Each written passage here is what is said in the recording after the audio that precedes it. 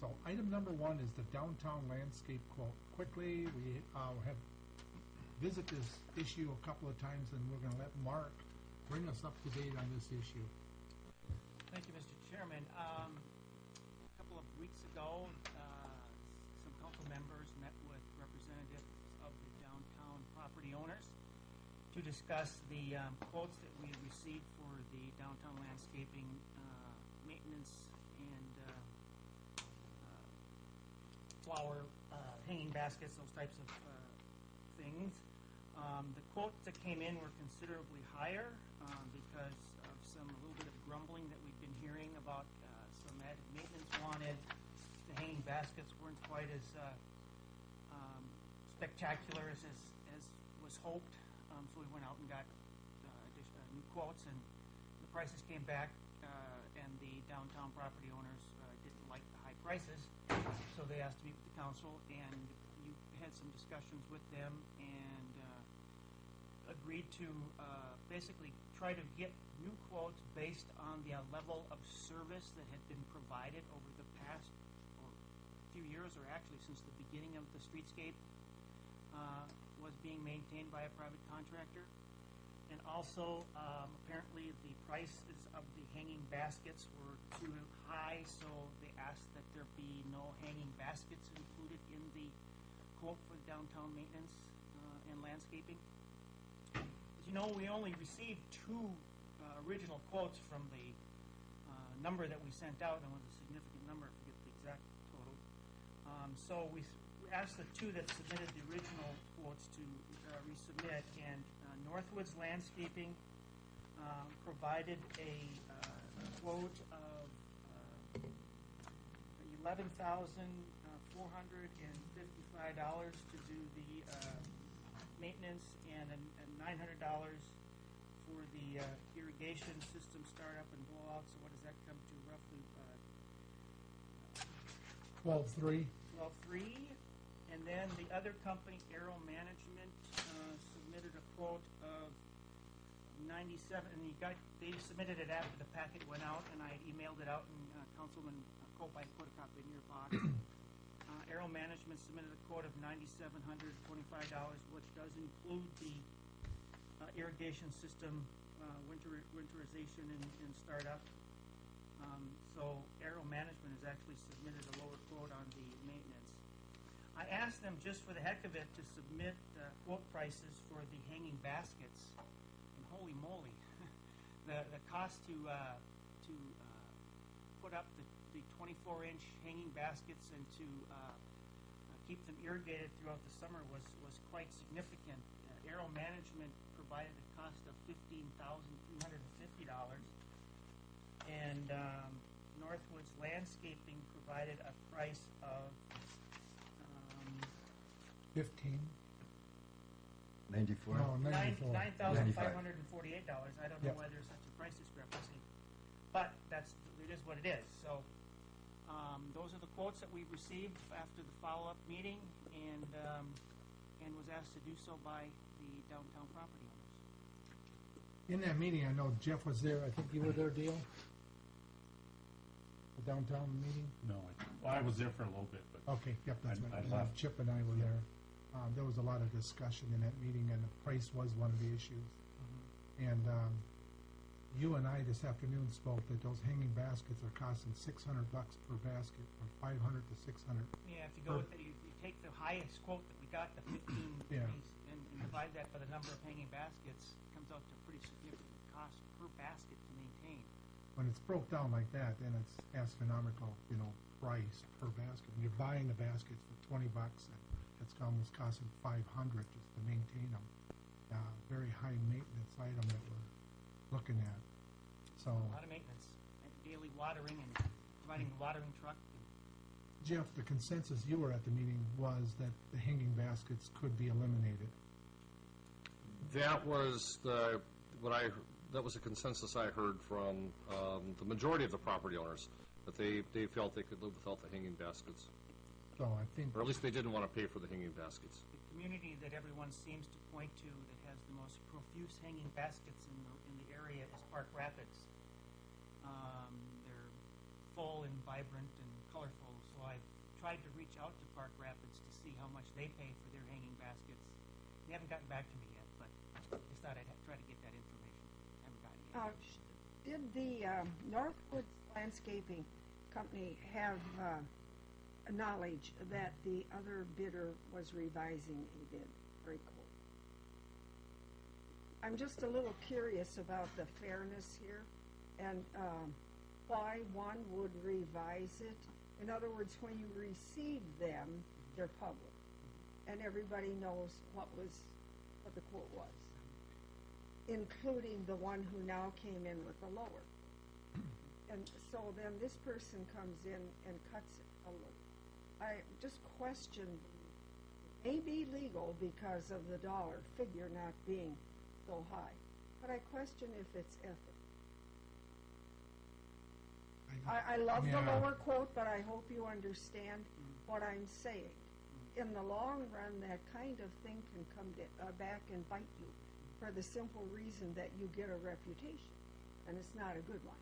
And so that's why, what reason did this person or this company give for coming back later at a lower quote after the two original quotes had been accepted?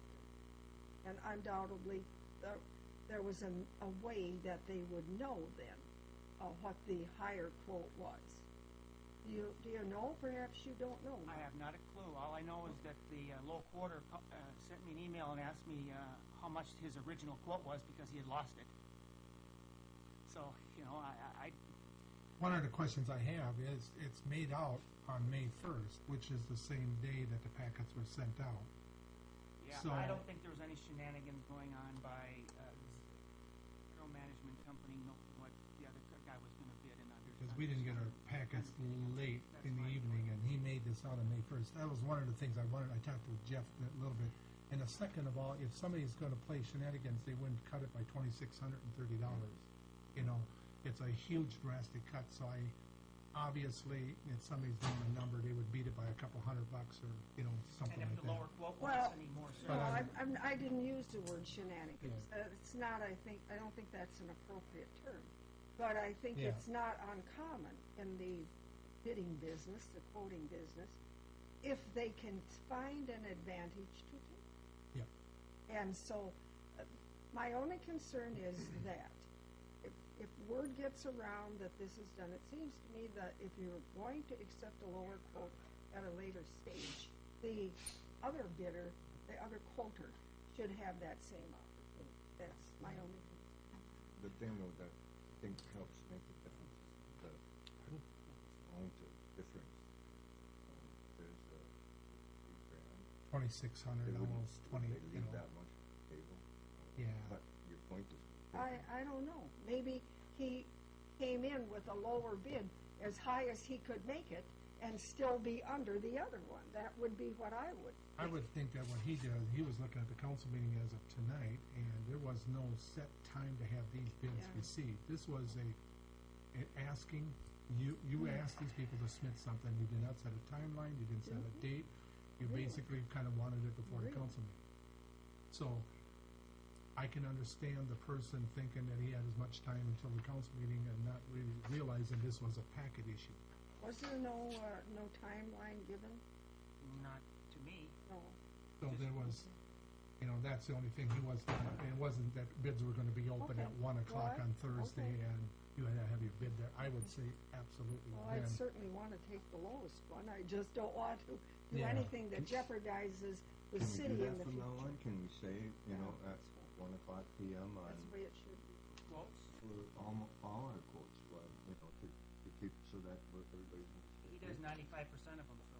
Yeah, typically in our quotes, we will do that. We'll say that they'll be received up to a certain time. And then if anything comes in after that, we tend to reject them. Do that all the time? Nice Sure, absolutely. person to buy it. That would eliminate this Just as good gray area. Yeah. as a Big contract. deal. Yeah, so the bid certainly makes sense. Personally, I'm disappointed that, and I understand that money always trumps, but downtown is gonna, suffer in the long run by not having that, going that extra mile wonder with the lower bid, and if it turns out to be good, maybe that'll free up a little money down there to do it. I mean, Well- you don't know. What if you put some fake flowers in those pots?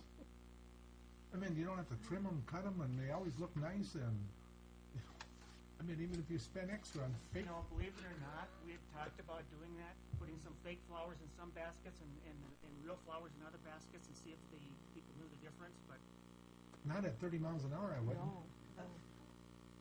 Well, let's try Well- this and go from there. There's still time. If we- I So, don't have time. you're looking for three motions or two more? One motion is not, just accept this bid and not do hanging plants this year?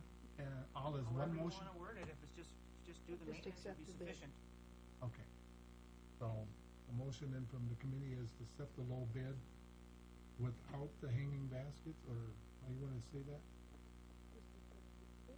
Yeah.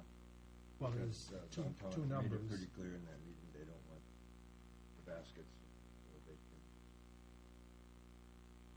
do it themselves. Let's try it. Let's try That's it. what they did talk about, that, let us make it look pretty down here, Okay. so let's give Well, them an let's give them a opportunity to do chance. that. Amen.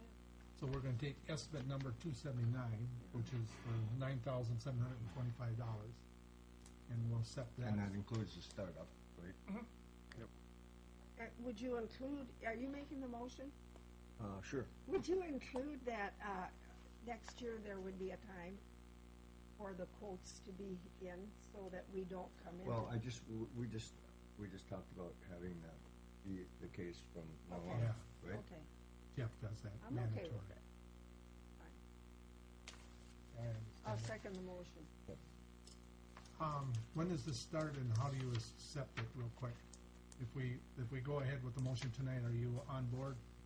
We'll meet with Aero Management as soon as we can and go over what they need to do, and I know it's one heck of a lot of cigarette butts down there. Okay, we can get it rolling.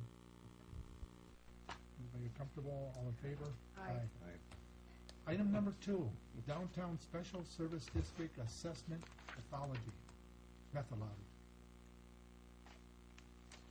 Okay, if I can, Yeah. Mr. Chairman, at that meeting with the downtown property owners, they had a question about the assessment methodology, how they're being assessed for the downtown snow removal and for the downtown landscaping.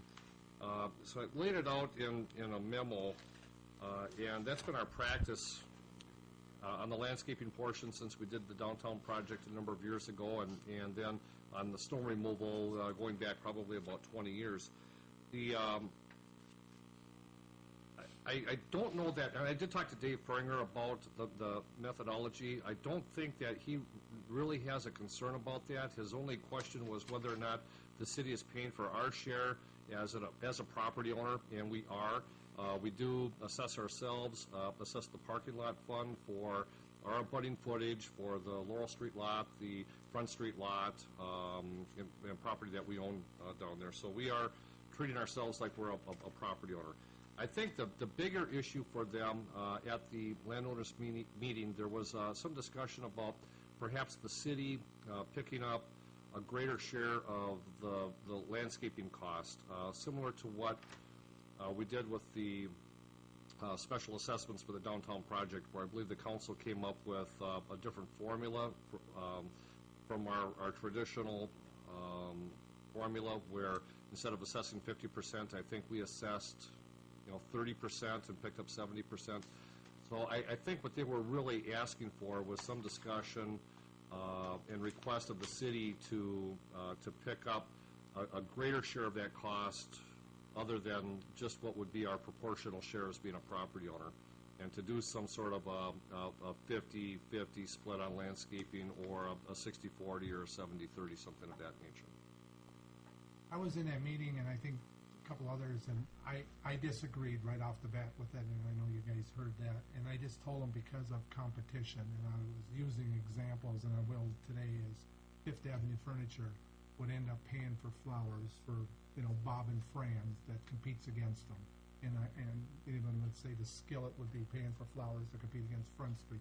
And for me to sell that out in the public, would be very, very hard. And so those people that are gonna be paying for it don't have the flowers, but they would be trying to help downtown. I know everybody wants to help downtown, but not when it comes to their wallet. So I was against the fact that the city would pick up the tab on, or even some of the tab on the flowers. Leave it as it is.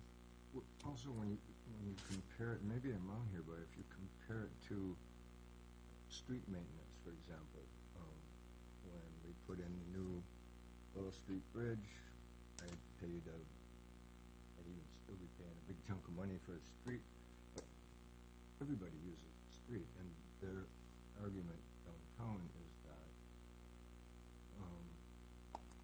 everybody enjoys downtown, so why should we pay for it? Well, in a way, it's kind of not really much difference. I don't think it's different at all. I think you're absolutely right, that, that's the way we do it in this city. There are other formulas that can be considered, but right now, that's the way we do it. If you have a street in front of your house, and it's, redone, reconstructed, whatever, we use a formula, you pay, the city pays, the public may get far more use out of it than you do.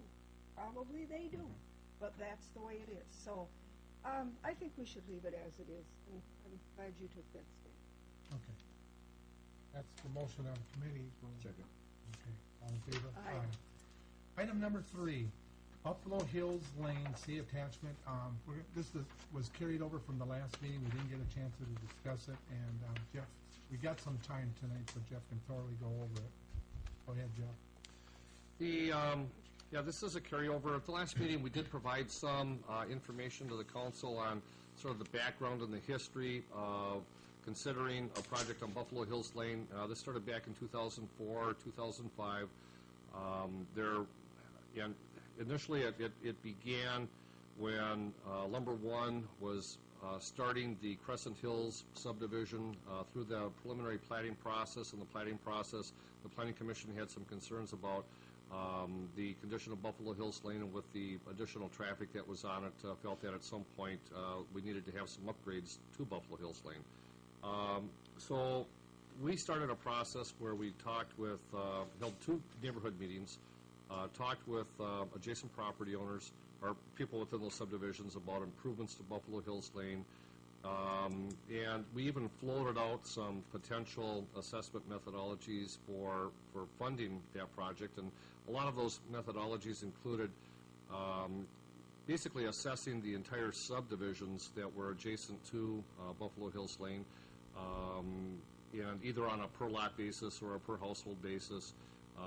But a couple of different formulas we're taking a look at, or we're looked at.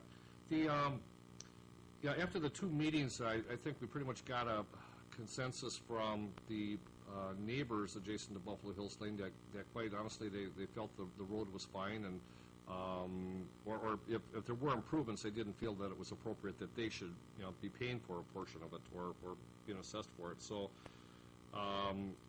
about that same time, as we were meeting with the neighborhood, we received the petition from Mills for the annexation of 640 acres. So this whole discussion about Buffalo Hills kind of went on hold, waiting to see what would become of that 640 acres. And as development occurred, that would then potentially provide us with another funding source.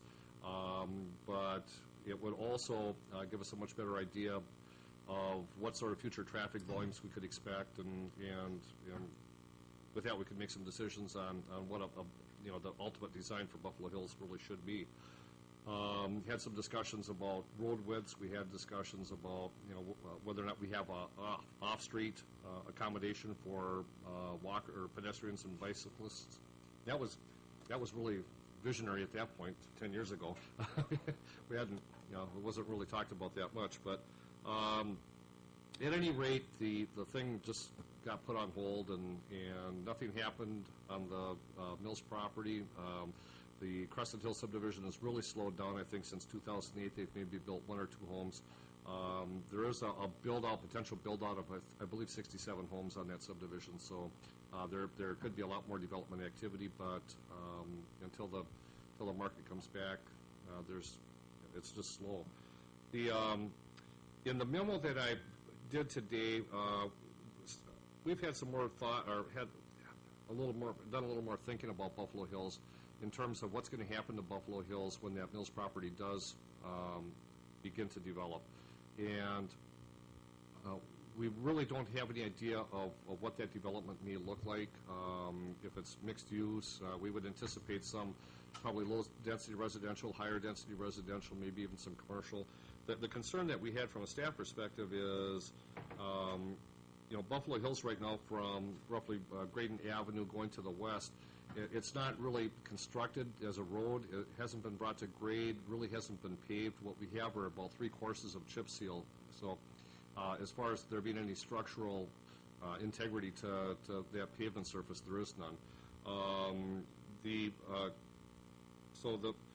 Some of the concerns that we had is as the Mills property, or even the Crescent Hills property, I think if that starts developing a more, or starts seeing some more development pressure, the construction-related traffic is going to do some serious damage to Buffalo Hills. I think almost, once we start having the concrete trucks and the block trucks and lumber trucks and starting to roll down that seal coat, we're going to lose that pavement surface in a hurry. And so it's either going to be a lot of maintenance to try to hold it together. Another concern would be that we need to take that into account, whatever we do with Buffalo Hills. If we put together a project to improve Buffalo Hills from Graydon to, say, the west intersection with Ridge Drive, we have to take into consideration that we could have a tremendous amount of heavy commercial traffic on that associated with construction in the future, and quite honestly could lose our pavement section again over a relatively short period of time. So the options are either to try to predict what sort of construction-related traffic we can have on that, try to design a pavement section to handle that as well as future traffic volumes. And there's sort of a danger of either over-designing the pavement or if we build it and something happens where the development does not occur, then we've overbuilt it and we're going to end up losing it to age instead of traffic loads. So it's just very difficult to predict exactly how we should design that pavement.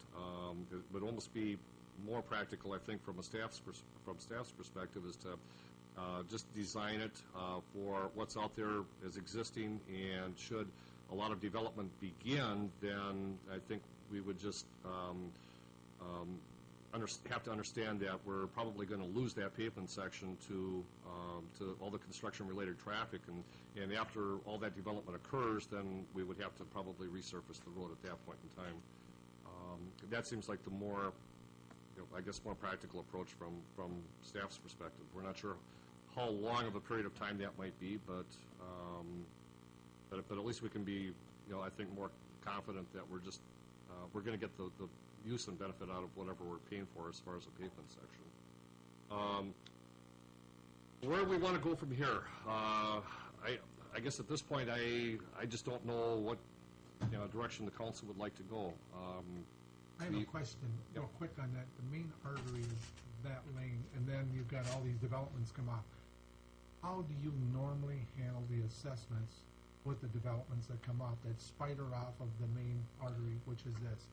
For the public to know, I don't know how deep Mills will go and how deep Crestville will go and other developments, but they all own or should have a portion of that.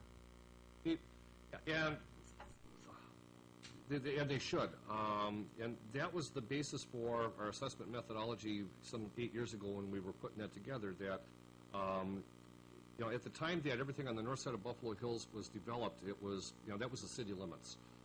We only had a 40-foot or half a street right-of-way platted with the Buffalo Hills subdivision and the other subdivisions to the east of it. We didn't have the other half of the right-of-way because it was still in the township. So we had to wait for Don Crust in particular, and then some of the Mills property to annex and to plat before we could get the other half of that right-of-way.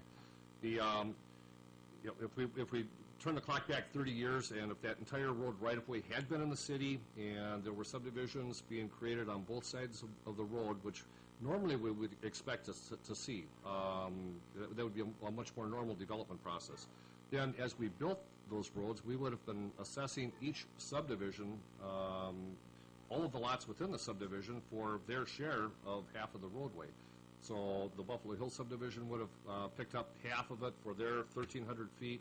The Crescent Hill subdivision would have picked up half of the road cost for their 700 feet of frontage.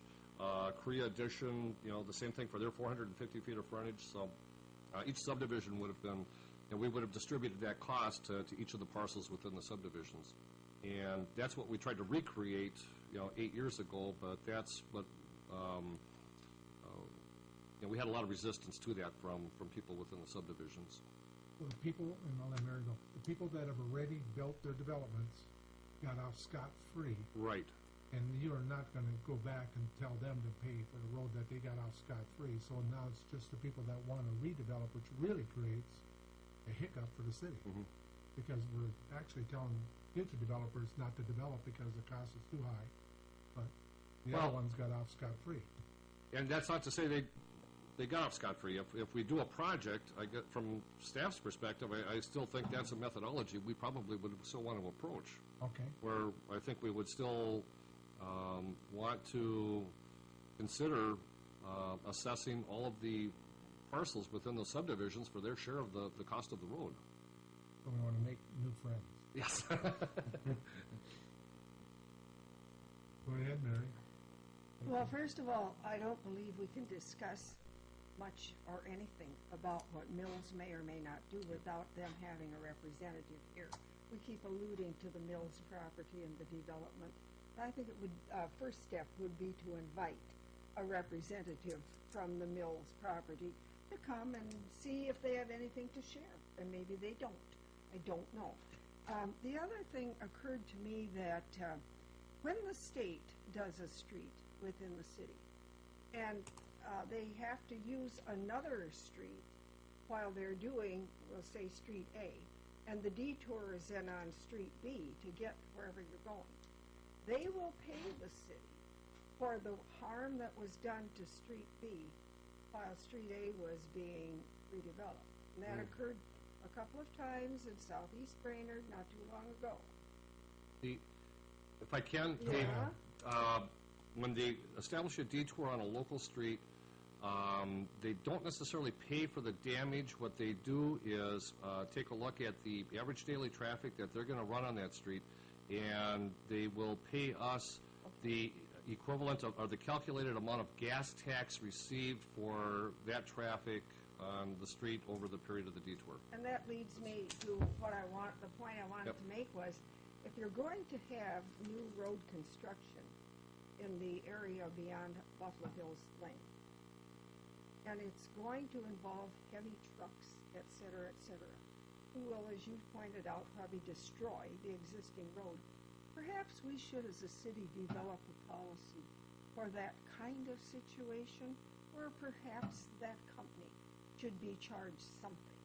I think that's a reasonable thing. I think we don't have a policy like that, but I think it's reasonable to consider, because the state does it, and if I lived along Buffalo Hills Lane, I was going to be assessed a large amount because trucks had come in and ruined the road. I guess I'd be pretty mad, and most of you would be too. So that's B. And then getting back to the fairness or unfairness of assessing the existing development. So far as I know, the city does not have a policy of assessing those who come out onto what you might call collector streets. For example, Northeast Fork is a collector street, but that nobody who lives on the sides of that and comes out onto it paid anything when that street was redone. And that is true, I think, of every collector street we have. I don't believe when Mill Avenue was done, of course that was county road, I don't believe that any suggestion of assessing Lakeview Lane, who come out onto Mill Avenue, was even considered. So it would be a deviation from what we do. And therein lay much of the objection of the people the last go-round that I was at. I mean, they raised that very valid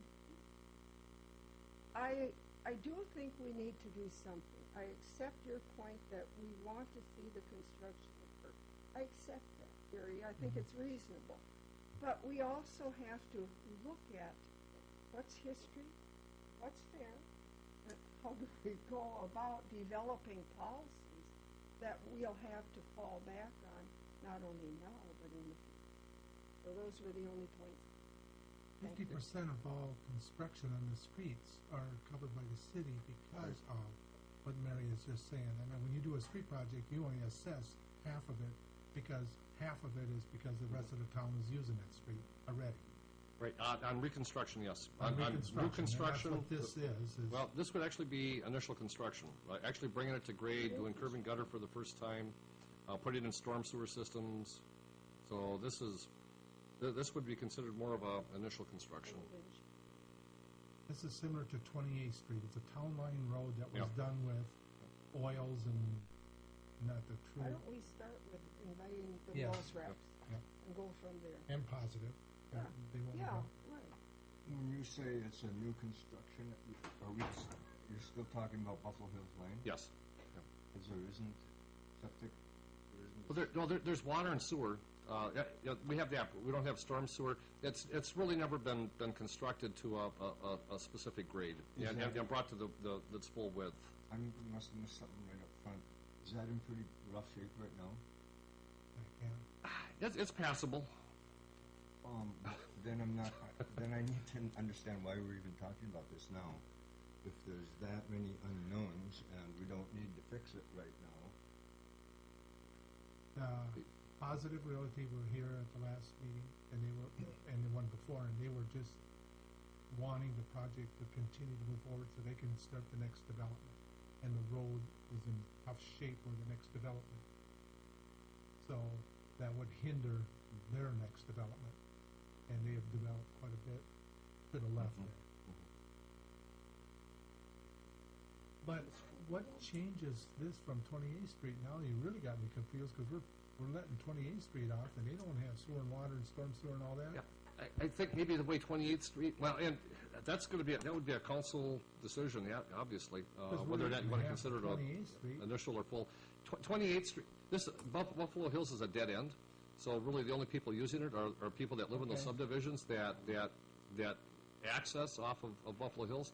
28th Street has 1,500 vehicles a day that are through traffic. I mean, it's people that start somewhere else and go somewhere else. They're traveling on it.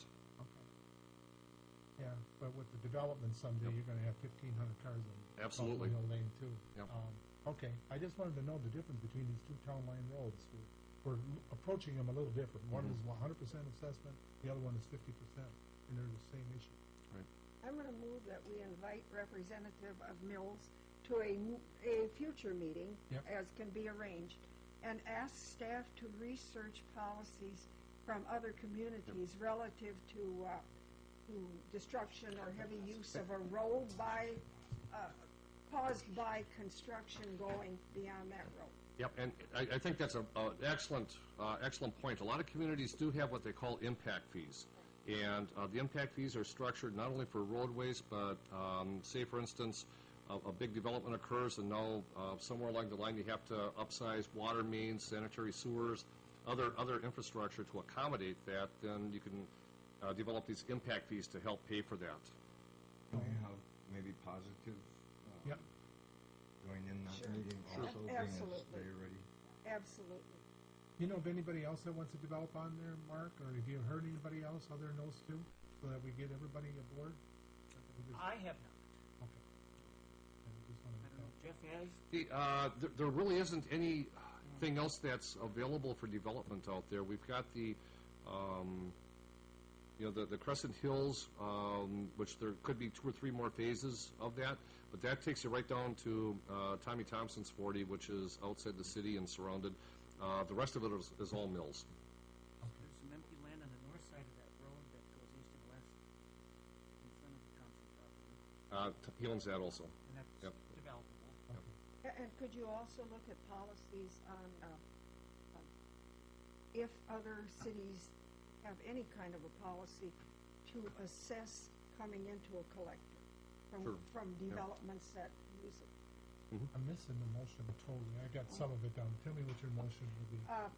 Notify Mills and, Okay. the other, Positive right, Realty. and invite them to a future meeting whenever Yeah. you can work that out. Ask staff to look at policies that other communities may have or may be considered on impact fees, and also to research what policies may be out there relative to collecting fees or assessments from developments that come into a collective. Can you That's a write motion. that down so I can Oh, read it? that's so Because it's a easy. paragraph. I'll remember. I wouldn't be surprised if the league doesn't have some mod language. They should. For us to have to use. Like with the League of Minnesota Cities? We can at least look at it.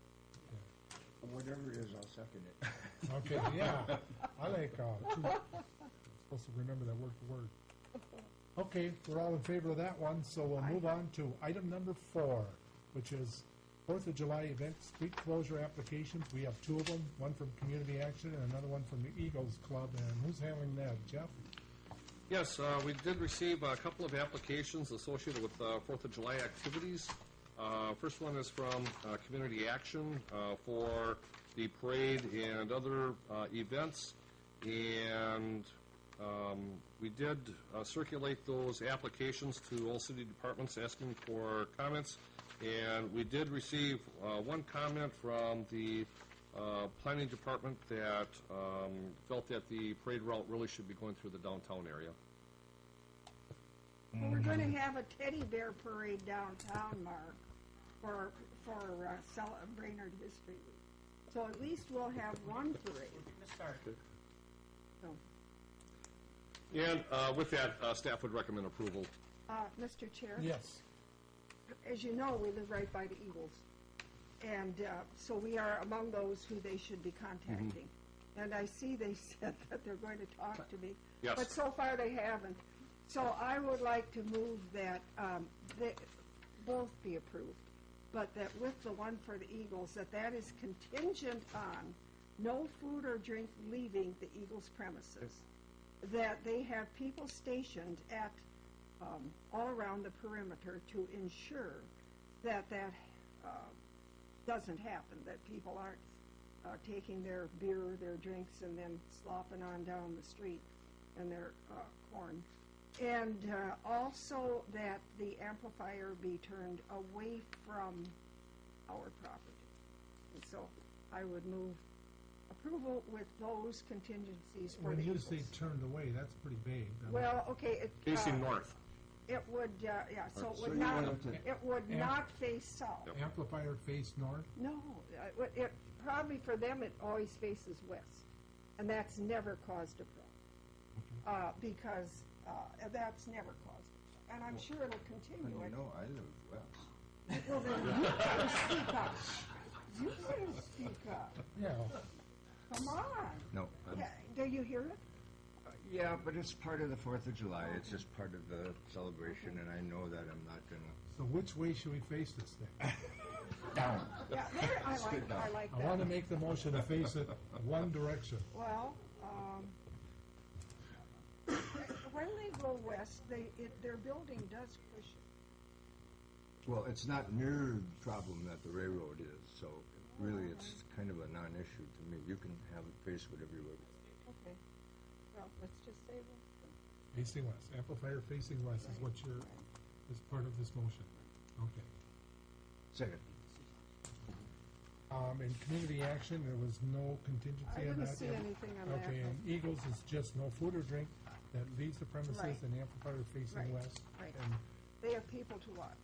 yes, people to watch. Okay. In other words, basically what they did last time. Exactly. Yep. Exactly.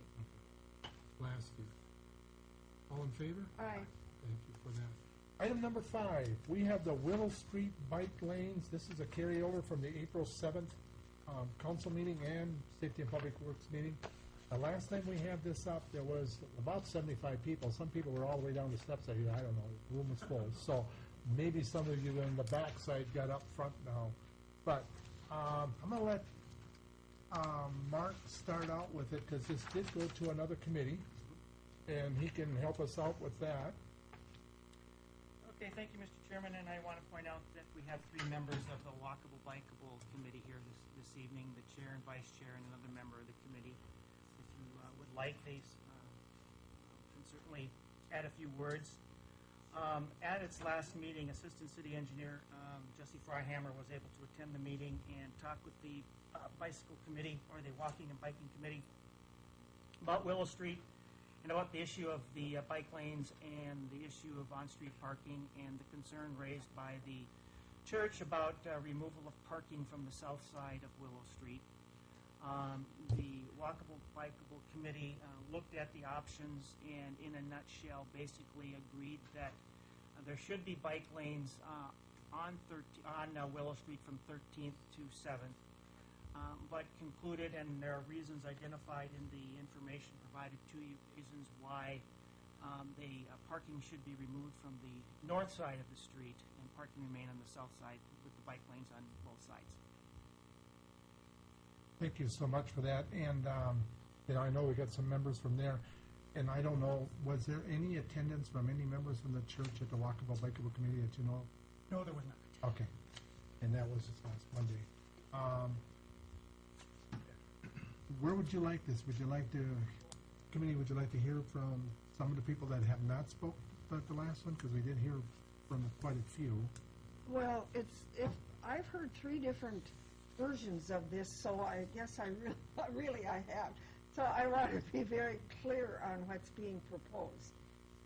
The church side, the parking would remain, and there would be a bike lane next to the parking lane. On the outside, correct. On the outside, exactly. Correct. And on the opposite side of the street, there would be no parking. Correct. And so while I hope that we have satisfied the concerns of the church, and they may want to speak to that, but while I certainly hope so, and I feel some real efforts have been made, have the people on the opposite side had any notification? Because they don't have much parking of any kind there. We chatted about that very issue today, and If I can, when we sent out the notice for the hearing that the committee had a few weeks ago, within that notice, we sent that to everybody, even the residents on the north side of the street, and in fact, every property owner along the entire corridor. We did tell them that that part of the discussion would be what side of the street to take the parking off of. That it could, that both the north and or the south would be considered. So that was actually part of that hearing that we had a couple of weeks ago. So the motion that we're coming, but we're going to be on the north side with the bike lane. both sides. Both sides. Both sides of There'll be bike lanes on both sides. Basically, that's Okay. Yeah, there's a cross-section in your packet. Yep. parking by traffic. Parking on the south side, bike lane, An drive lane, 8 foot drive and a lane. 6 foot. Is that what you're looking at, that 8 and 6? Yeah, one's parking. And then the 2 6-foot bike lane. Okay. And Mr. Chairman, Yes. if you, I believe maybe the committee committee co-chair may want to offer some words to the committee if you so choose. Yes. Help us out, Ed, for a second. You did not speak at the last one, so. Sure, didn't mean to Yes. butt in. Ed Shaw, 517 North 9th Street, speaking as a co-chair of the Bikeable Walkable Committee, and also present are Eleanor Burkett, other co-chair, Jessica Bleichner, her 2 daughters and son. They may want to speak themselves, and Jessica and Eleanor, that is, probably not the kids. Anyway, the reason we made the motion as we did to have the trail go in with the reconstruction, the work on Willow Street, and to have it on the north side instead of the south side, as it's consistent with the city long-range plan. The only cost will be the cost of paint. It costs virtually nothing. With the reconstruction, cost of paint to stripe it is the only cost I'm aware of. It's something that is consistent with our long-range plan, and think we'll have certainly a benefit to the city as a whole, make the city more accessible for non-motorized transportation, which is part of the long-range plan, and which is a good idea. I mean, you look at successful cities, places that are doing well, you see people out of their cars. It's almost a direct correlation. Prosperous cities encourage people to get out. That's where people want to locate. That's where people want to do business. That's where they want to raise families. So we're doing the right thing with this. This will benefit the city overall. We recommended north side instead of south side because the church has invested a lot in sidewalks. You know, they use the front for, you know, funerals, weddings, pick-up, drop-off. They put a long length of private sidewalk there and didn't want to disturb that. So the parking on the south side will remain unchanged. The north side, certainly from going down, looking at the area, the houses that have driveways off of Willow Street, many of them have them on the cross streets, generally have pretty long driveways. I didn't see any house there that looked like it would be deprived of parking by not being able to park on the street. You don't see cars on the north side of the street parked very often when I go by there. No doubt there will be there may be a couple homeowners who are inconvenienced, possibly. I'm not sure. They may be here to speak to that. But at some point, if we don't do anything because somebody will be inconvenienced somewhere, we might as well close down the city engineer's office and never do anything, because there's always inconvenience no matter what we do. We try to minimize it. I think our recommendation minimizes the inconvenience to a great extent. But if we never do anything because somebody's unhappy, we will truly never do anything. This does benefit the city overall to a large extent, and something to keep in mind if we look at people coming to public meetings. It's very hard for people with young families, working people, to be here at meetings. You know, Jessica's brought her kids, my wife's watching mine, so you don't always get a cross-section of the whole city with who shows up at the meeting. I respect anybody who shows up, but we need to keep in mind planning for young families, planning for our future. They don't tend to be at meetings. It's difficult or impossible for them to get here. So, you know, we believe this is certainly the right thing to do, benefit the city overall in the short and the long term, and I think we've minimized the inconvenience. And thanks for listening to our committee and hearing me out. Thanks, Ed. Appreciate it tremendously. Anybody else? Hi, I'm Eleanor Burkett, 757 Holton Avenue. I just want to stress that Ed's pretty much said everything. To me, the big thing about this is that this really helps meet our city's goals and brings pride to the city in that making our city a more bikeable and walkable community. I just think it's so important that this be included, because I also see it as we need to have many ways of connecting and encouraging people to use these different routes, not just one route here and calling it good. We need to have a lot of routes because people are going to want to bike around different places. And then Ed really stressed, too, that I think this area is it's a neighborhood where there are families, and it also connects to other neighborhoods. So that would be a place where families would possibly be biking with children, and to make it safe. Because even though, like, Oak Street's a bike lane, not a bike lane, but a bike route, if I had kids, I probably wouldn't want to take them there. I bike on Oak Street all the time because that's the way I bike to work. But this is a quieter neighborhood, quieter street, and I just think a really positive way to encourage our citizens to get out and bike, walk, all of it. So thank you. Thank you tremendously for that. Does anybody want to speak in opposition to what you heard from the walkable, bikeable? Or maybe in general, In Mr. general? Chair.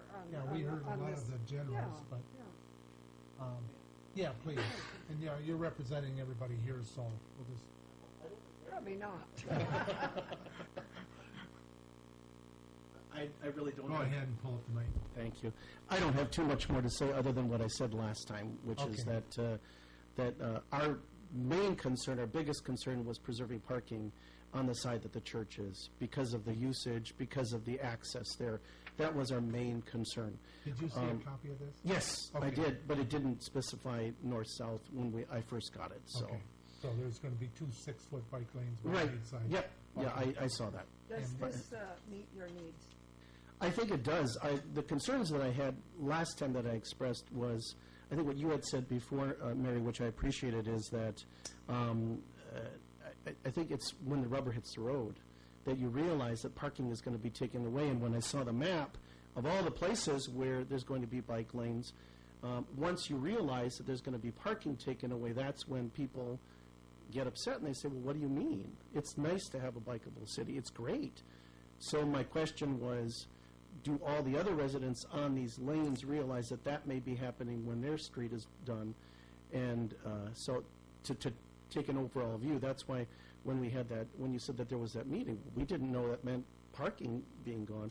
And the other thing, too, is at the committee meeting, we weren't there because we didn't know about the committee meeting. So that's why we weren't there at that. So the other thing I would say, too, is something that was mentioned at the last meeting, when the parking is taken away on the north side, we don't want to be pitting us against our neighbors. Yeah. And I'm afraid then there's going to be parking that's going to be on 12th and 11th, I think. So when you don't have it on the north side, people are going to start parking on 11th and 12th, so we better be prepared that that's going to happen, and then you're going to have those neighbors questioning that, too.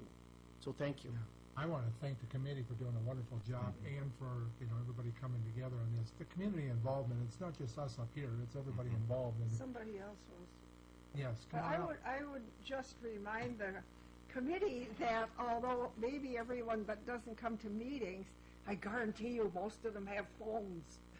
And I hear a lot. So believe me, they know how to Go ahead. communicate. And your My name? name is Joe Feasing, and I belong to the parish also for a lot of years.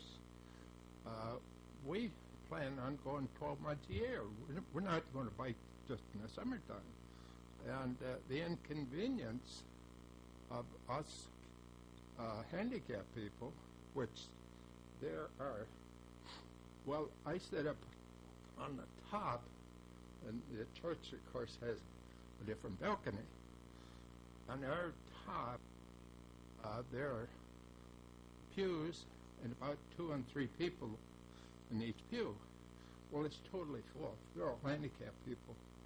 Well, for me to walk clean to the far end, that would be a problem.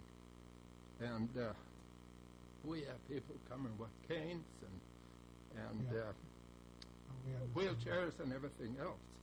And I just hate to see an old established place being taken over by something that, well, I realize, sure, they like to bike too, but golly, we've got a nice trail that goes to Brainerd too, that no reason they can't bike there, rather than taking over established business, I think.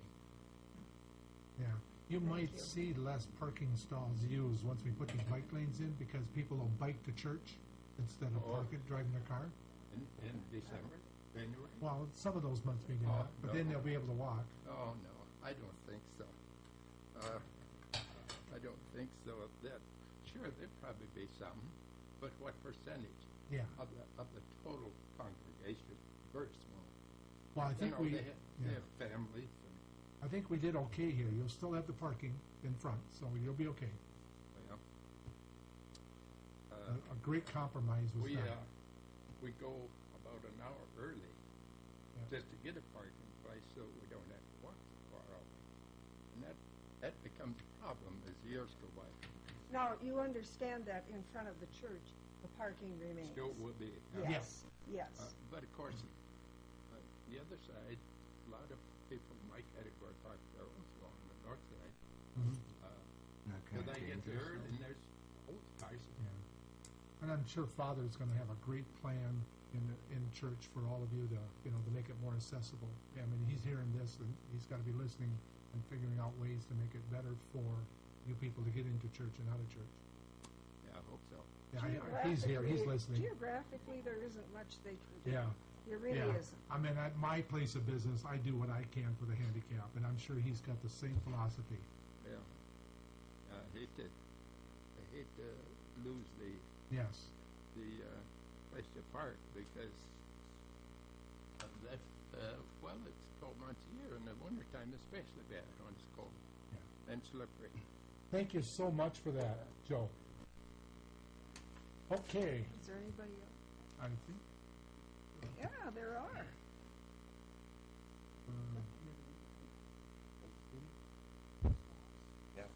Aye.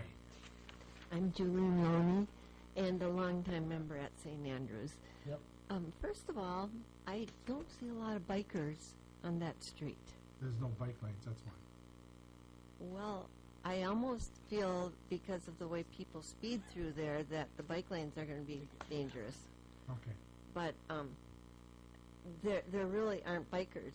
There's skateboarders all over the place, but not bikers. And I kind of feel like, you know, of course I don't use those handicap spots or any of those spots out in the front, but both sides of the street are the first spots to fill. And really, like he said, I really don't think that one side is enough for the people that really need them, you know. And my other question is, how many people have requested bike trails? I mean, it's your goal, but are there a lot of people saying, gee, we really need a place to bike? You know, the bike trail is going parallel to 10th and 8th, you know, and north and south. And I don't know, you know, with a growing older congregation, you know, both sides are important, I think. But and like I say, I do not see bikers. I see speeding cars, and I see skateboarders, and I don't even see a lot of kids around there. Thank you so much yeah, for that. so And you understand, as a city council, pedestrians, bicyclists, and motorists all have rights on that road and all have the equal rights. So we have to look at all three, not just one. And I appreciate your time. And actually, I think they have probably, you know, well, because the skateboarders use the sidewalks, I'm sure if there were bikers that they too were using the sidewalks, but I haven't seen them, so thank you. Thank you, thank you.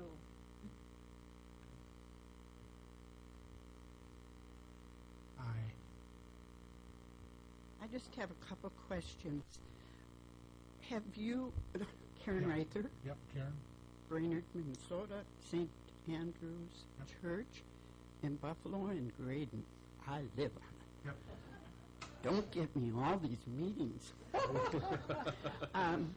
I would like to know if an environmental study should have been developed, or has it been developed, or are we just putting this in because we're fixing this road and they want to put it through without a study? And that would be a question for the city staff. Mark, and every road's going to have pedestrian and, you know, walkable, bikeable. Every road is going to be considered for it. It's not just this road as we go through town. But we haven't had a study or an input back or forth Mark on can it. answer that. Well, we have. Number one, the current City of Brainerd Comprehensive Plan, one of the main feedbacks that was provided for that comprehensive plan is the desire and need for more walking and biking opportunities. So that was the public input that was received as part of our current comprehensive plan. Second of all, 13th Street is being, or Willow Street is being looked at for a bike lane. Yes, because the street is being redone and it's an opportune time to do it, but more importantly, it's a significant east-west corridor that will connect one part of the city to another. And it's all part of a plan that will provide a bike route from one neighborhood to another, so it is part of a larger plan. It is not just we think it's a good idea to have it on this stretch, but it's part of a much larger plan. I just was wondering if there Thank had been you a so study. much. No environmental No, issue asked. yeah. Right. Okay. Thanks. Well, a recommendation out Somebody of, else is coming. okay, We got people. yeah, we're gonna, if it's the same, if it come up, you know, And then I think we should Yeah. call to vote. I think Mr. Lang.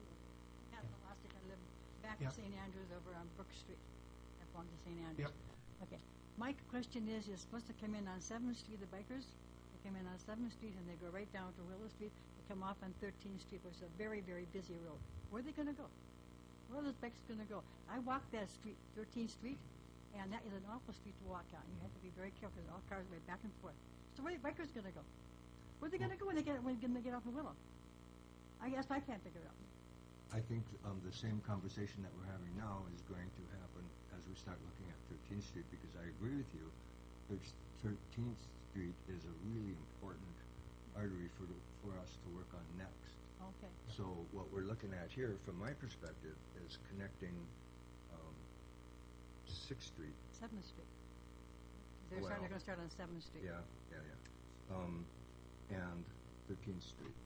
And Willow is already a pretty good artery, and like Mark said, we're going to be working on it anyway. There is room. We've come up with a pretty good compromise here, I think.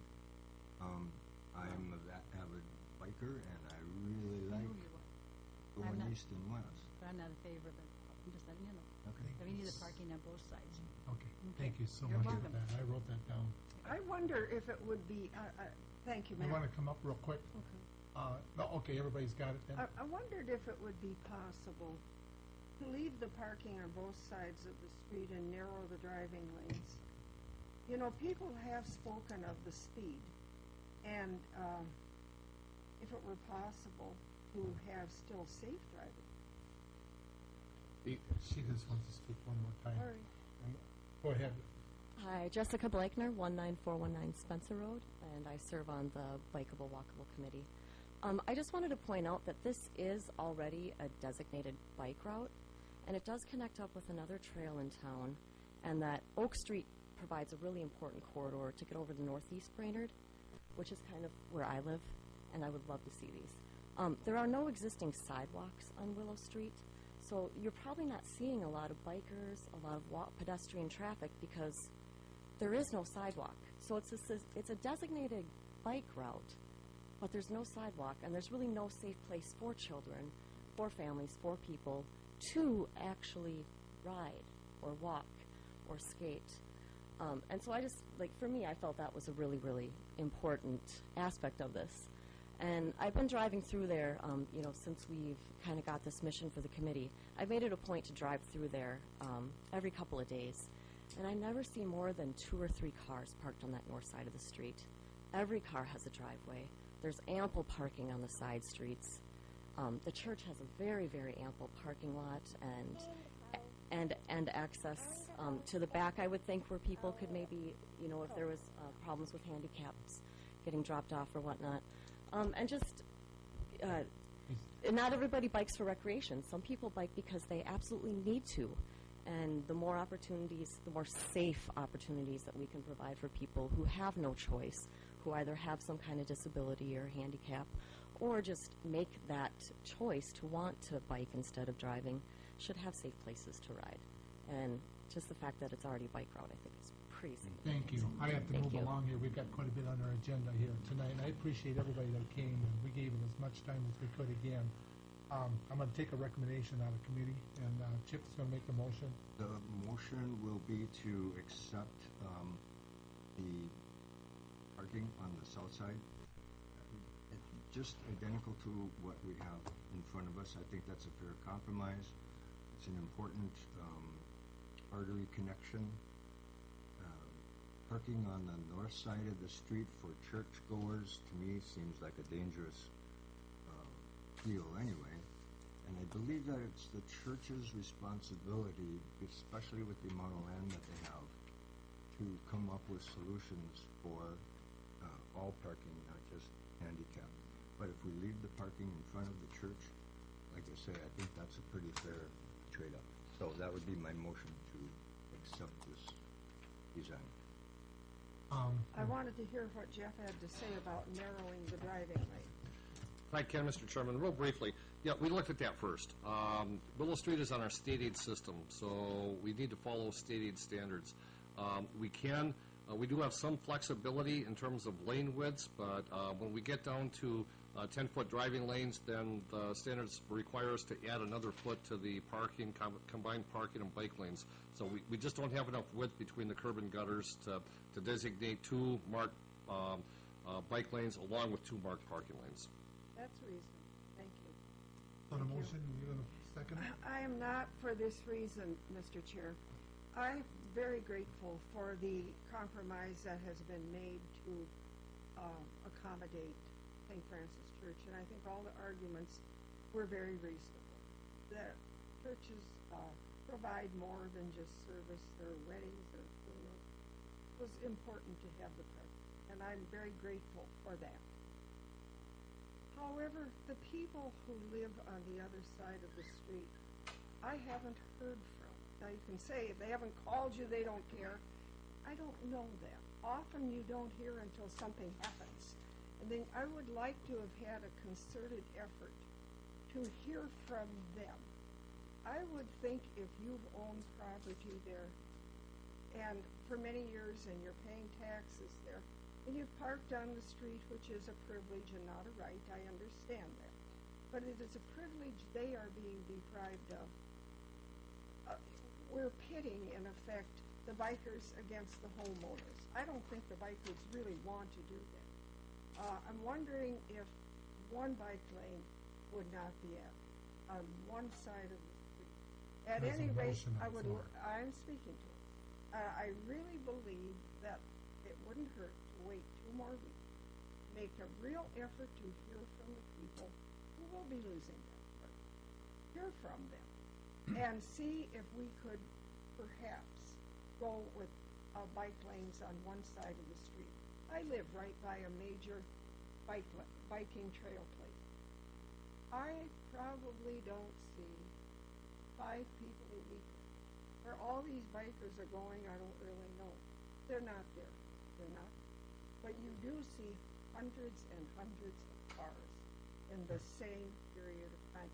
So I can't support it unless an effort is made to reach out to the people who will be losing that part. I'm gonna support the motion, and, basically, I think it was a great compromise by the committee. I wanna thank the committee, I wanna thank Mark for bringing it to the committee. And I love the community involvement. I love what the pastor said, that he can work with it. I'm a little bit comfortable with that. I know some of the people are not, but it's a collaboration of a lot of us that are trying to come together here. And so I am going to support it. So we'll have to move on to the next one. But thank you, for all of you, for joining, coming and speaking out. So it'll go to the full council here. Item number 6. I've got a half an hour to get through 6 more items. Okay, if I can, real briefly, sanitary sewer between Holly and Grove Street and between North 9th and North 10th Street. This is something that our sewer lead person discovered. We had a blockage in that particular main. It's a dead-end main. And after we cleared the blockage, we cambered the pipe, and we found that, first off, the sewer line, when it was laid, has a lot of deflections in it, and it's not real true in terms of alignment. Also, it's kind of skewed, and it runs underneath several garages. So it's inaccessible in some locations. In addition to that, we took we cambered it, and we found many areas of the pipe that are significantly fractured. It's a clay tile pipe, and it's just a network of cracks, so we cannot use our jet machine to clean it. If we do, it'll crumble, it'll pull apart. So we've put together a plan to realign it. Since we can't line the sewer line, we'll have to dig and reconstruct it. And our idea is to put it back in the alley right of way. The alley the platted right-of-way only goes a half a block north, so we've got our city attorney working on some 3 easements so that we can extend the sewer as far north as what we need to. And when we get those, our plan would be to request quotes to have it replaced. Right now we have an estimated contract cost of about $19,000. Plus there'll be some engineering costs also to replace the sewer for that block. So we've got a total estimated cost of about $22,000. At this point, we just wanted to get the committee and the council's concurrence to move forward with getting those quotes. Once we get the quotes, we will bring it back to the council for award of that contract. But We just wanted to make the council aware of the problem and get the council's blessing to move forward with getting that sewer line replaced. One quick question, funds available for this? That would be coming out of our sanitary sewer fund, and we currently have a balance in that fund of, I believe it's about $260,000. So you have 260-some thousand in this fund, and about 22 of it would be used for this project Correct. if we approve Yep. it. Okay. Committee? Okay, all in favor? And all we're doing now, we're not doing anything but just telling you to move ahead and Right. bring it back to us in the next meeting? Yes. Okay, and that'll be the motion. Is there any complaints on that block? I mean, from anybody? I mean, any urgency complaints? Well, I don't think urgency. We have had a couple of blockages. We had a blockage, I think, about a year and a half ago, 2 years ago, and then we just had another one. So, you know, the urgency is more in terms of the condition. If we somehow have a failure underneath a garage structure, we're gonna have a serious problem where some people are not going to have sewer for a while. So we think it's better to be proactive and just get it replaced. How old is it, Jeff? That's going to be one of the earlier sewer lines in North Brainerd. So this is going to date back to about 1906, 1908. Amazing, found that. Yeah. Item number 7, we get to move right along. Improvement 1306-28th Street reconstruction. I asked to have this put back on the agenda, and I just want to go back to what Mary had said on Willow Street, where she would like it delayed for another 2 weeks. I just want everybody, and I mentioned this to Jeff today, everybody that delayed everything from April 7th to May 5th meeting, nothing was done. You know, and I'm trying to make sure that we don't delay things anymore, because we got to get these construction projects out, moving this time of the year, in a direction for staff, so that these bids get out at an earlier time. And, you know, you've got plenty on your plate. I mean, you've got lots and lots of stuff. So basically, the reason I'm bringing this on is I would like a motion out of committee that you would go out and seek bids and advertisements and move this project along. And what needs to be done with Oaklawn, that's the attorney thing, but at least from councils, you know, right now I've got nothing but FedEx and everybody's screaming about the safety of this road and pedestrians, and I'm on that side of town, and they're saying, what are you gonna do with this road? It's busted up, and staff don't have a direction. Do they go out there and fix the potholes at our cost, and then a month later, we do the streets? So we need to move in a direction. And I'm hoping out of committee, we have a direction. If this says, let's move on. I understand it. Yeah. Yeah. But I don't know why we couldn't be moving ahead with Plans and determining what we're going to do and how much it's going to cost, so that when we get these other issues resolved, we can run them. Yeah. The major unresolved issue is the church property. And are we going to, excuse me? Excuse me, I don't think it's necessarily the church property. It's just the issue between ourselves and Oaklawn Well, Township. the payment. That's us, us The in Oakland. the payment. And are we saying that it's okay for them not to pay, and then our own people will pick that Nope. up? Well, what are you saying? Our saying is we do what we've always done, and we bill them. That's what, What if, we don't have the authority to do that, because they are another jurisdiction. We don't have authority to bill another jurisdiction, we have a contract agreement with them. not that allows us to bill them. Well, they Come on, bill. do we? I mean, come on, let's not fudge on that. I mean, if we do, fine, Gary, but I want to deal in facts here. And I don't think we have any more than Baxter. Remember that street out there that we talked about?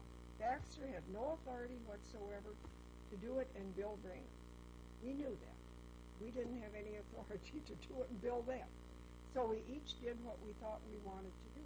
We can't bill another jurisdiction. And if they say no, which apparently they've done, we're going to pick it up. And this might be a question for the city attorney. I'm still working with Eric. I don't believe he's filed a petition with Crow Wing County yet, because he's still waiting for me to work up some background information. But I think through that process, I think that process was established to resolve this kind of a issue where you've got a town line road, falls under two jurisdictions, and if there's A question, I guess, whether or not, number one, work needs to be done, and then what the appropriate distribution of those costs would be. I think that's the process that we're going through with the county. So, and I have no doubt that the county's going to look at it and agree that, yes, work needs to be done on the road. So I think everyone's pretty much in agreement that something needs to take place. So I think the only really outstanding issue then is going to be the appropriate distribution of. That's what, 45,000? Yep. Isn't some of the background information that we're going to be needing is what we're going to do in front of the Oh, yes. Well, it's more the history of the roadway. So I guess what I'm proposing is that let's be looking at that and figuring that out while in the background we figure out the rest of this, how it's going to take out. Yep. Who pays for it. Well, we have a full set of plans. I mean, we've got plans that are 90% complete, that we can wrap up fairly quick and get it out for bid. So, so I think we know what the fix is, or at least we know what fix we're proposing to do. That would be the 26-foot wide roadway and the 8-foot paved separated trail. My deal is, as this gets delayed, we're not going to get the project in this one because we're running against the clock. Yep. We need to move forward with it, and the issues between the attorney and Oakland, we can pull back on this project anytime before we start. But at least up to that point, we should march forward. So that issue gets solved. And I don't believe in delay, because. Well, then you're going to believe in pay from We're the not people paying of Brainerd. nothing. One way or the other, they're not paying. They're not going to pay. And they're going to be forced to pay. You know what? If I were a betting woman, and I'm not, my bet would be that they will not. Take a look at the makeup of the pro and Somebody's going con. to have to, though, because That'll the be road is us. falling apart. That'll be us.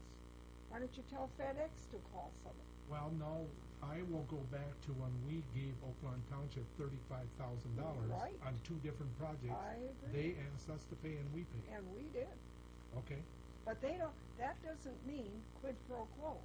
That doesn't mean that we did it voluntarily. We weren't forced to. They're going to say, that was fine, Brainerd wanted to do it. We don't.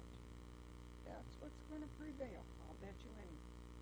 That's what's So going to we prevail. do have options. Tell me what they are. Well, one is annexation. I think we agreed not to, didn't we? Don't we have an agreement on that? That was an agreement with the church. We have an agreement. We can't. But that would, We can't do it. And We're I not going to go think we against an agreement. committed to not annex the property until 2015 or 2016. till next year. And, I think we should. there are provisions in 429 too, where we can go back after the fact. We can put them on notice and go back when, if and when they ever did annex, and assess them also. But, There is option. But, I mean, yeah, the project's going to go forward. This could be a delay process, which it has been going on for years. The Town Line Road, we need to, ante up, move up forward. So what you'd really like to see, Mr. Chair? Yep. Is you would like to see us go out for bids? but the, Is that, or what are Plans you and specs. asking if for? I can, the formal action, Yeah. Yep. at the last meeting, at the conclusion of that hearing,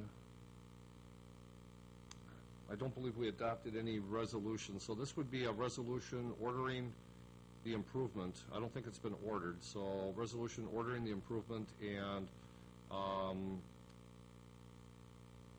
approving plans and specifications and authorizing advertisement for bids. But we could still stop it. Anytime. Well, we can stop it. I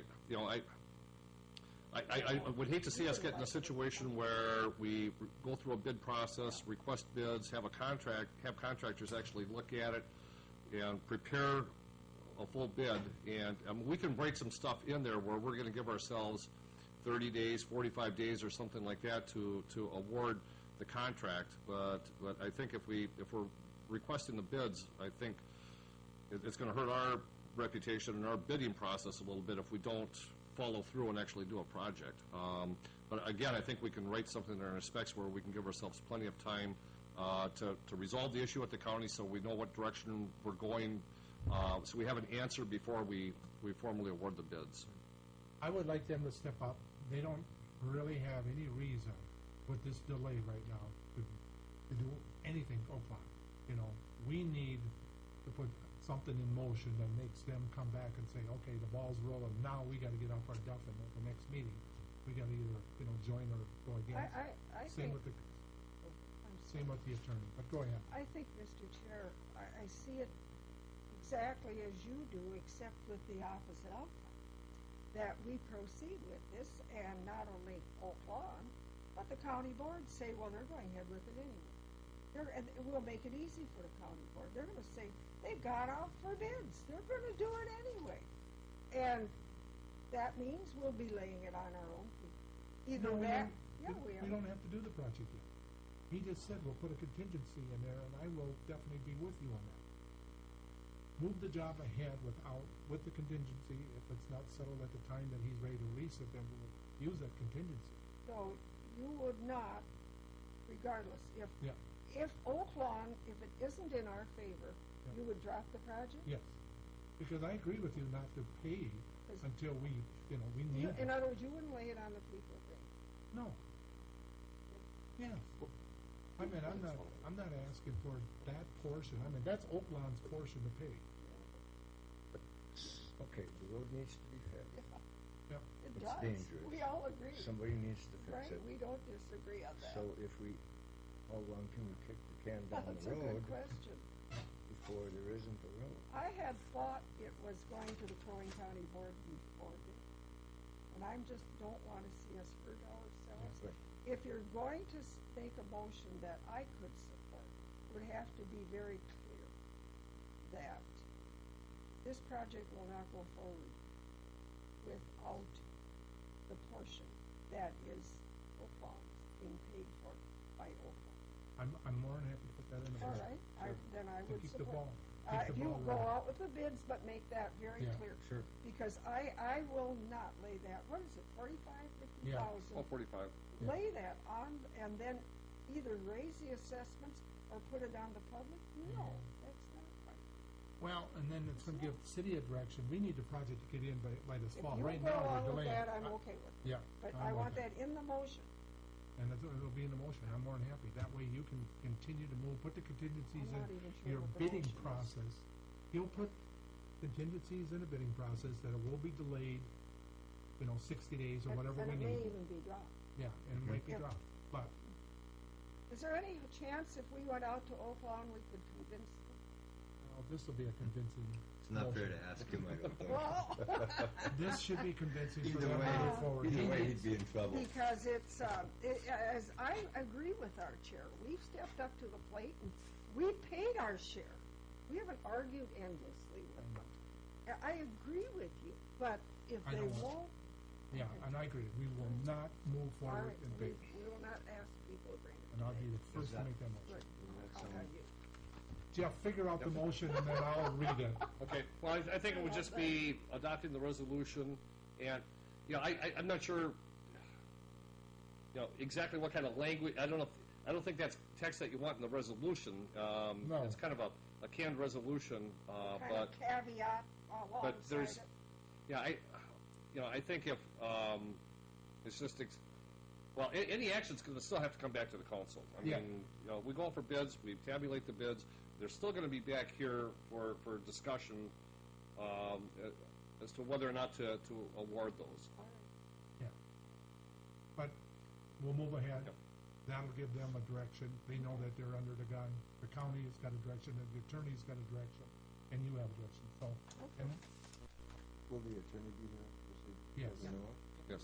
yeah, So maybe that'll help. Expedite. But basically, we have put this off for, was it 1 month? And nothing's happened. We are exactly where we were on April 7th as of this moment with this project. Oakland hasn't done nothing, we haven't done anything, the attorney hasn't done anything. That's why I wanted to bring it here, because without a motion, without us saying we That's want. true. Item number 8, 1223 Pine Street, discussion of. Mr. Chairman, I would just suggest that the report on that in his presentation tonight. He has something he did with the court, so I think it'd be best just to let him report on that. Yeah, and we'll wait for that. I'll tell him. Yeah, I'll put down the attorney report. Is his report ahead of our report? No, he's after us. No, we're Okay, okay, thank you. Sometimes I just want to make sure. Item number 9, storm and sanitary sewer repairs. Okay, if I can, Mr. Chairman, we have some issues that have developed over the winter months. One is the storm sewer system on Southeast 17th Street between, would be Norwood and Laurel Street.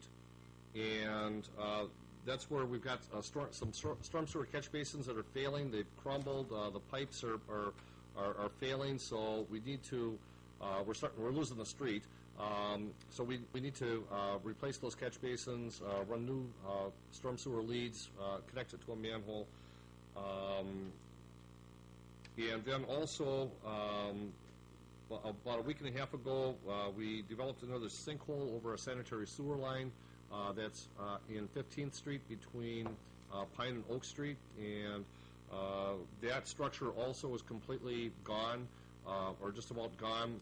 We're having other failures in the pipe, so we combined those two projects and received some quotes or requested quotes to replace those items. That would just be to supply materials and to replace the structures themselves. And with that, we will, we're talking about putting together some sort of a little patching project this year, so our in-house staff would take care of the restoration work and patching work for those structure replacements. But we requested quotes from 4 different contractors. We only had one contractor respond. That was from Deschantel Excavating, and that was in the amount of $17,966.30. With that, staff would recommend accepting that quote and moving forward with the replacements. Mr. Chair, will both of those come from the storm sewer fund Yes. and the Sanitary fund, So yes. that will not involve any city construction fund or? Right. Okay. How is the engineer's estimate on this? Because we only got one, I'm a little always nervous, so what did you, I know that, you could come up with a number, you. Yeah, it was right in the ballpark. Jesse ran some numbers ahead of time, and his numbers came in. Actually, this is about $500 over what his numbers came in at, so we think it's right in the ballpark, and so we were comfortable with it. Has some of that been occurring because of this awful cold winter? More of the breakage, do you think? That could be some of it. We had so much, the frost went down so deep this year that it really moved a lot of structures. Frost tends to have an action where it'll push those structures up out of the ground and creates a lot of stress and strain on the concrete structures. So I think some of those failures are because of that. What were the 4 quotes that you asked for? I wrote down Anderson's, Tom's. Was there anybody else? Yeah, Deschantel, Anderson. Anderson Brothers, I think, was it Borden or one of those? Okay, Bourne. Okay. And you only got one bid on that? Yes. So, and that's the only reason I'm asking, because a lot of people, when you only see one bid, especially this time of the year. Everybody's still hungry. So everybody okay with that? All in favor? Aye. Item number 10, we'll go to medical runs. Chief, you want to kick us off on that? I will. Thank you, Mr. Chair, and the rest of the committee.